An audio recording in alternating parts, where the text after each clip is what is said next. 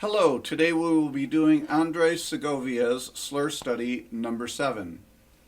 We're going to be plucking with the A, the M, and the I finger, and here we go. First finger is going to slur to the second with an A pluck. First finger is going to slur to the third finger with an M pluck.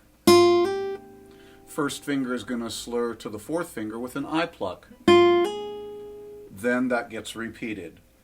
Here we go. 1 and 2 and 3 and 1 and 2 and 3 and 1 and 2 and 3 and 1 and 2 and 3 and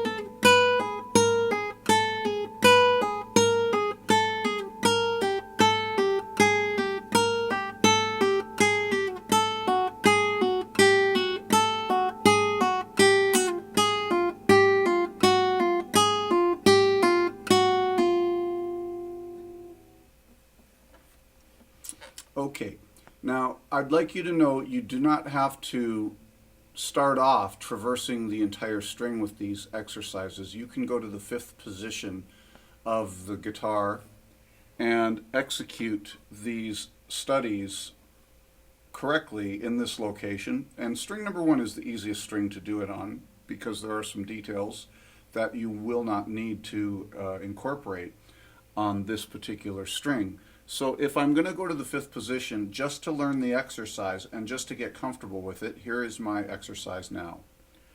1 and 2 and 3 and 1 and 2 and 3 and 1 and 2 and 3 and 1 and 2 and 3 and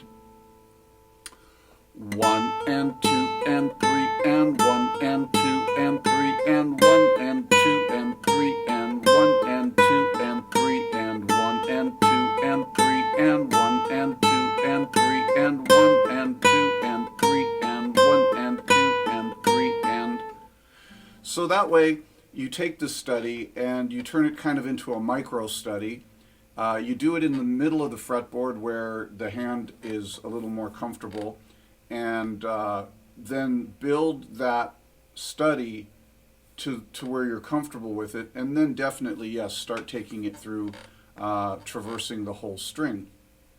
So we're going to move on to string number 2 now, and this is where on the descension it gets a little more difficult to execute because we're supposed to pull the finger off with a very light pull off, and it's supposed to rest against the adjacent string. So if I'm doing that, which I will be up in this arena when I get there, but this is what's going to happen. The 4th finger is going to snap into the B string.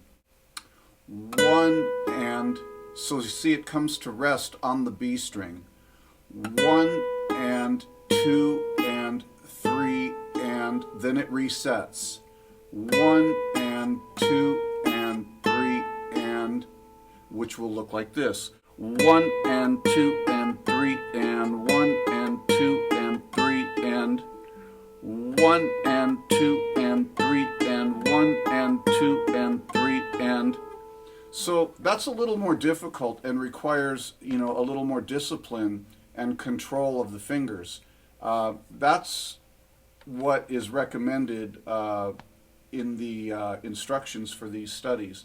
So just know that the descending versions of all of these slur studies are more challenging and more difficult because of that control factor. I haven't practiced these studies in many, many, many years, but I decided I would go back to them cold with no practice and make videos of them for my students.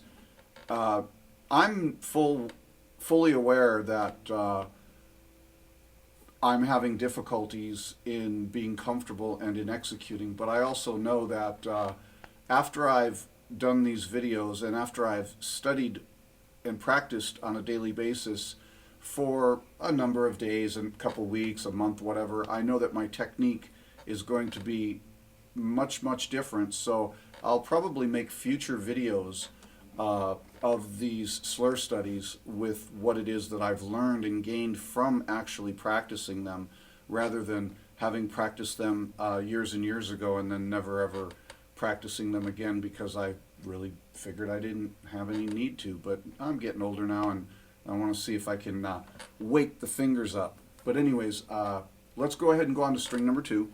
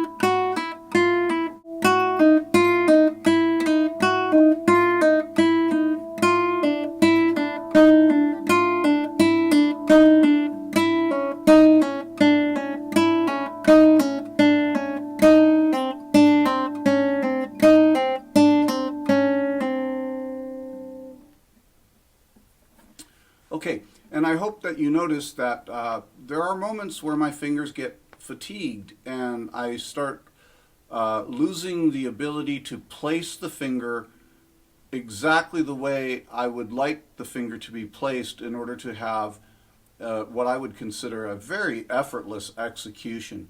But this is for me, this is a normal part of the learning process for me, so I just keep doing something repetitively day after day after day and see what kind of progress and development comes out. And it's pretty exciting to see that development finally starting to take a hold and to show me higher levels of execution with less effort and energy. It's almost like the training of my fingers. My fingers start showing me what they're capable of doing, and then I don't have to monitor them so much. I don't have to be so meticulous about what's going on because I've taught them to do that, and it's really kind of nice. So anyways, moving on to string number 3.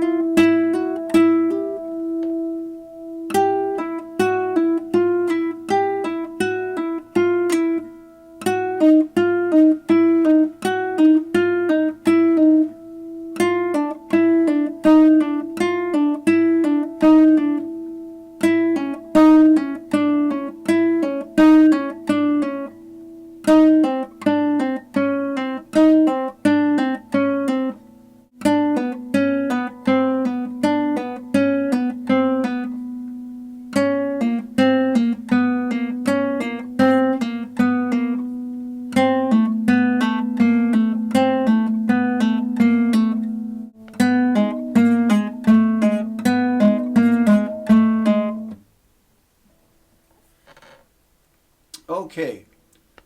Feeling it in that hand. I'm feeling it for sure. We're moving on to string number 4.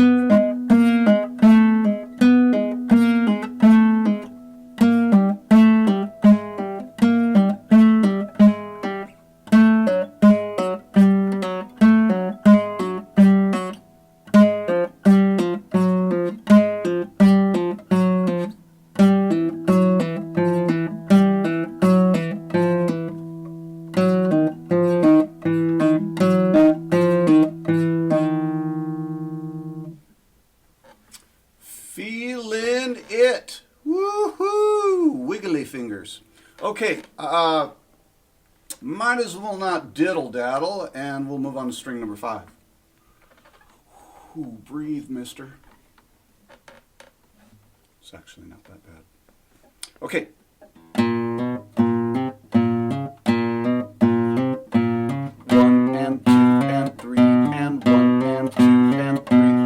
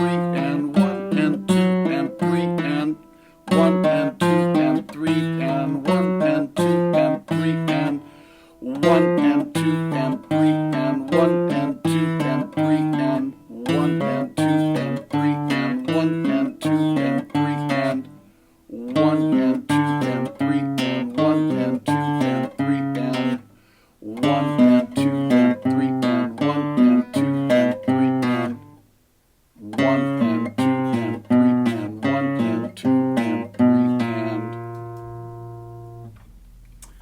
Sometimes counting out loud helps focus the mind while fatigue is setting in and there's thoughts that are running rampant and the fingers are not able to respond to accurate commands. Counting out loud clears up all the mental noise and brings about a whole new focus. So I use that sometimes specifically for that focus. Now, moving on to string number 6. Yay! String number 6. Okay.